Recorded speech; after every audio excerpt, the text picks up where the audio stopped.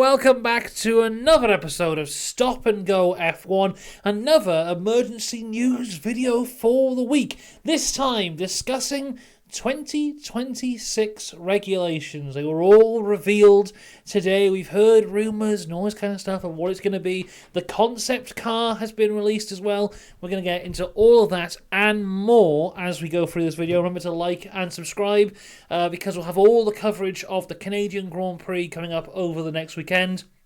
The preview video will be out tomorrow, but it's going to be a late one because I want to watch both practice sessions before I do the preview.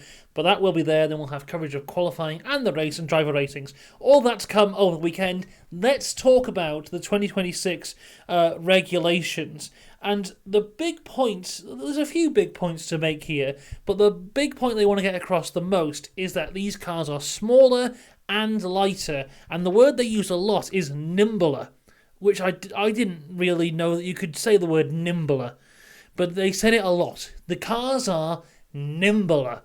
And now, we've been crying out for smaller, lighter cars for a while now because the cars have just gotten huge. And they have delivered, in a way. So, the cars are smaller, but not much smaller. I think, they are shrunk down by 10 to 15 centimetres width and, height or whatever. No, not height. From the front, I think they've cut off 10 centimetres. On the side, they've cut off 15 centimetres. Which, when you have a 2 metre long car, 10 centimetres is not a huge difference. I mean, if you have something much smaller and then you gain 10 centimetres, that's very impressive. Trust me. But when you have a 2 metre car and you get rid of 10 centimetres, you're not making all the difference in the world. Weight-wise, they've lost 30 kilos, which again isn't anywhere near what they need to really be losing. But the issue with these cars losing weight is with this hybrid engine, which has obviously the normal combustion engine mixed in with the batteries of the electric engine. That's really heavy. And also, these are the safest cars Formula 1 has ever had. And in order to add safety to the car, you have to add weight to the car to put in these extra safety measures. So, I've seen a lot of people going, we need to lose like 200 kilos. And in realistic terms, yes, they do need to lose 200 kilos. But that is a lot harder than it was 20 years ago because of what we're working with at the moment. Let's just have a look at the car, though. They've released this image of the concept car. Here it is, if you haven't seen it already. And upon first glance, you may think that not much has changed, but there are big changes here in the front and the rear of the car. Firstly, let's go to the front of the car. Can I get a better picture here of the front wing? Here we go. So you can see straight away that the end plates are vastly different to what they are. They basically look like they've been taken off, turned around and put back on. So the bit that now spikes up is no longer at the end, but about a third of the way into the front wing. Also, the centre of the front wing is completely different. We'll talk about that a bit more in a little bit. Also, you may notice the wheel brows are gone, which I was quite surprised by. I quite liked the wheel brows, but they have been removed. And you can also see here in this picture, the rear wing has massively changed and is now much straighter, much flatter than the one we have at the minute. It's also almost like reminiscent of maybe a 2017, 2018 wing, but it seems to just be a bit longer. Gone are the big curves that we currently see on the back of the rear wing. So that's really the main visual differences here. The middle of the car seems to be relatively the same. The floor itself is a hell of a lot flatter than the current floor that we have. Is there a better photo there? So yeah, the floor is more flat than what we have. The cars will still be using ground effect, but it seems like a lot less dependent on ground effect, a lot less downforce will be generated by these cars. The wheels are still the same length, they're still the 18-inch wheels, but the actual rubber bit of the wheels apparently is now more narrow. So there's that as well. As for what does this all do? There's actually some very, very interesting changes to how the car will work. So, firstly, let's talk about the engine, because the engine is what most of the regulations are about for 2026. So we still have got the V6 hybrids, that is still there, but this version of the engines will use more electrical power than the ones we had before. Also, the fuel for these cars will now be 100% sustainable fuel, which is a great move, and personally I think will eventually lead to us leaving the hybrids behind. I know a lot of people talk about this a lot in terms of, we have sustainable fuel, so now we can go back to V10s. They haven't made that call for 2026, but I wouldn't be surprised if the next big regulation change goes away from the hybrid system back to a more, petrol-based engine with 100% sustainable fuel. And if I'm being perfectly honest with you, I think that is the way that the road car industry is going to go as well, because it seems a lot of the time throughout history what happens in motorsport is followed by the road car industry a few years later, and I wouldn't be surprised if in the future of road cars we see people turn away from electric vehicles to go back to your traditional vehicles with sustainable fuel. The issue is creating that sustainable fuel, but if that is a route we can go down, that means that every car on the road right now, and I know this is a big tangent I'm going on here, but I read the other day that there's something like 1.4 billion cars on the road right now which are petrol or diesel cars, and all 1.4 billion of them could run on sustainable fuel. So if that is a route we can go down, which I believe it could be, I think that is the future of road cars, and I think Formula One often does dictate the future of road cars, and that's the way we will see it go. Let's go back to what Formula One is actually about, though, because something away from the engines, which I think is really interesting for 2026, is DRS. Now, I see a lot of people say that DRS has been removed, and that's not true. It's just what the DRS is used for has been drastically changed. So, we have the DRS on the rear wing, as we always have had since, 2011, I believe that came in. And you can use it in the DRS zones in qualifying, and you can use it if you're 1 second behind the person in front of you within a race. That has now changed.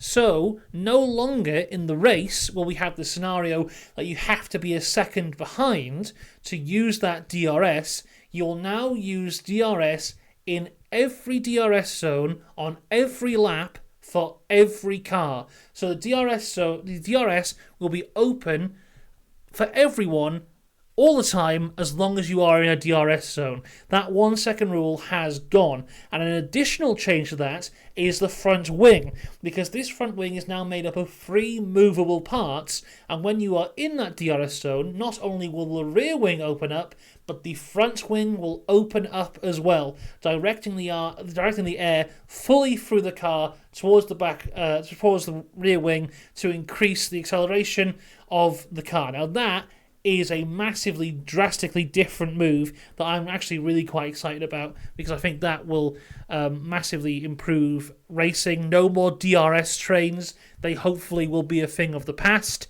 And I think that should be really cool to see, just as the cars will now drastically lose downforce on those straights. How will that affect cars and racing? But what you may be saying now is, of course, that will make it harder to overtake, which it will, because removing DRS will make it harder to overtake. So, there is something new. And if you are a fan of IndyCar, you may be familiar with this as the push-to-pass system. But if a driver is a second or lower behind the car in front of them, they will now receive more ERS, which they can use at any point in the track. So now, instead of having these DRS trains, where you can only use them on the straights, and sometimes they're easily defendable against if the car in front has saved their battery, you will now have more battery than the car in front of you, and you can use that wherever you like. So it makes it more of a tactical game for overtaking. Now, as I said, if you're a fan of IndyCar, you'll know this is push to pass. Most of the world knows this is push to pass. So in F1's true smart ways, they have refused to call it push to pass. And they are calling it manual override mode, which I've already seen people online calling MOM. So the MOM will be activated and you'll have that extra battery to allow you to overtake, which I again think will improve racing. The only downside of the MOM system over the DRS is, of course, with the DRS, it's incredibly visual. You know, as that rear wing pops open, anyone watching at the track or at home can instantly see that DRS has been activated. Trackside, it is basically going to be impossible for you to know if the MOM system has been activated or not. From a viewer at home point of view, I think hopefully there'll be some kind of, UI type thing, not UI, but like a visual graphic to say, okay, the person's using the MOM system. You know, we used to have those batteries on the side of the screen when ERS was a thing, or a bigger thing. So hopefully that kind of thing will come back, so we'll know more of what's happening in terms of an on-track battle. But I'm sure that is a thing that we can fully work out. So yeah, automatic aero in terms of front and rear wing, the MOM system in front in terms of the ERS, and I think those two things are both very much interesting and will help massively in terms of racing. So this is really exciting. As I say, that is the concept car that the FIA have produced to kind of show off what it's going to look like.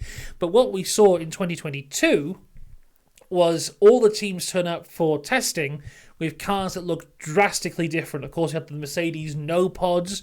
We had the Ferrari with the massive side pods. Red Bull had their own way, which everyone eventually copied as well. So I think with this, we'll turn up in 2026 and everyone's going to have very drastically different looks on how the car should look and handle and all that kind of stuff. I'm sure there will be loopholes to exploit within the automatic aero thing. So this is all really quite exciting for 2026. I'm very much looking forward to it. I do think it will improve racing in general. Of course, safety has been a big aspect of this as well. Apparently, it's the safest Formula One car ever. They've worked really closely with all the engine manufacturers apart from Honda, and apparently they're all quite happy with how the engines are going. So this looks really good. We're not exactly where we need to be in terms of, the cars being perfect. And I imagine this car will still suck around Monaco. But this is a step in the right direction. I think it's a good step in the right direction to be eventually where we need to be. So if it be like, let's say 2030 is when the next regulation cycle starts, I can see a world where we have V10s back. I can see a world where the cars are smaller, are lighter. We are heading in the right direction, and I think 2026 is going to be a really exciting year of Formula One. But you know what? This year is a really exciting year of Formula One. We've had 8 races with 4 different drivers from 3 different teams. And that's fantastic. And looking into this weekend, I think Red Bull are really going to struggle because there's a lot of curbs in Canada and they struggled on the curbs in Monaco. And also, it looks like thunderstorms are going to hit the track all weekend. So a lot of excitement coming for 2026, but equally a lot of excitement for this weekend and the Canadian Grand Prix. As I said, we'll have coverage of all of it on the channel here this weekend. So tomorrow evening, after the practice sessions, we'll have the preview up. On Saturday, we'll have the qualifying reactions, Sunday, race reactions, and Monday, driver ratings. All of that and more to come. So make sure you subscribe to Stop and Go F1. Let me know in the comments what you think of this concept, what are your thoughts on everything in general, and I will see you next time. Goodbye.